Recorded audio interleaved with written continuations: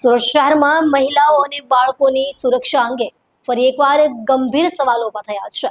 અમરોલી વિસ્તારમાં બનેલી ઘટના બાદ હવે સચિન જીઆઈડીસી પોલીસ સ્ટેશન વિસ્તારમાં 11 વર્ષની માસૂમ બાળકી સાથે છેડછાડની શરમજનક ઘટના સામે આવી છે. માહિતી મુજબ સચિન કંસાડ રોડ સ્થિત ગોકુલધામ સોસાયટી નજીક આવેલી એક રાશન દુકાન પર ગુરુવારે સવારે અંદાજે 11 વાગે બાળકી સ્પ્રાઇટ લેવા ગઈ હતી. તે દરમિયાન દુકાન સંચાલક પ્રભુલાલ માળી દ્વારા બાળકીની સાથે અશ્લીલ હરકત અને છેડછાડ કરવામાં આવી હોવાનો આરોપ છે. ઘટનાની જાણ થતાં જ સ્થાનિક રહીશો અને પરિવારજનોએ ભારે રોષ વ્યક્ત કર્યો હતો અને બાળકી સાથે સીધા સચિન જીઆઈડીસી પોલીસ સ્ટેશન પહોંચી ફરિયાદ નોંધાવી હતી. ઘટનાની ગંભીરતા ધ્યાનમાં લઈને પોલીસે તાત્કાલિક કાર્યવાહી કરી આરોપી પ્રભુલાલ માળીની મિનિટોમાં જ ધરપકડ કરી હતી. આજે પોલીસે આરોપીને ઘટનાસ્થળે લઈ જઈ ક્રાઇમ સીનનું રિકન્સ્ટ્રક્શન કર્યું હતું.